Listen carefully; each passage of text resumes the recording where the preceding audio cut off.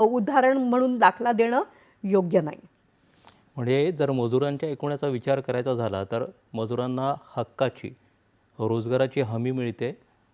ते जे काही निर्माण करत आहेत, ज्या पायाभूत सुविधा निर्माण करत आहेत, त्यांचा लाभ पुन्हा त्यांनाच होणार आहे असं होऊन एकूण जी ग्रामीण व्यवस्था आहे आणि अर्थव्यवस्था आहे त्याला खूप मोठी चालना मिळेल.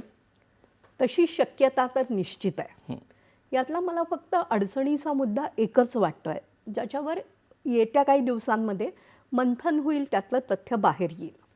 याच्यात राज्य सरकारचा सहभाग आता आर्थिक कंपोनंट म्हणून पण आवश्यक झालाय. हो.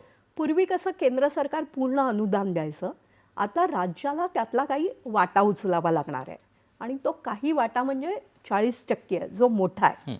GST रेजिम आल्यापासून राज्य सरकारांची उत्पन्नाची साधनं ही तशीच मर्यादित झालेली आहेत.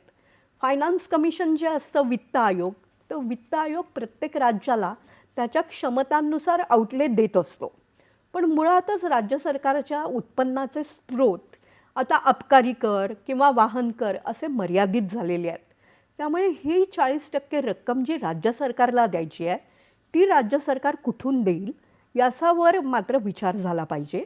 असंही होऊ शकेल की केंद्रात जर वेगळ्या राज्याचं पक्षाचं सरकार आहे आणि राज्यातल्या पक्षाचं सरकार वेगळं आहे, तर आपल्याकडे फेडरल म्हणजे संघराज्यीय रचनेत खरं तर एकमेकांना मदत करायला हवी.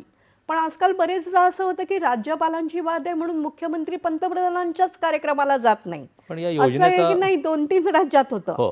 त्यामुळे राज्यांना यात काहीतरी विश्वासात घ्यावं लागेल. या योजनेमध्ये खास करून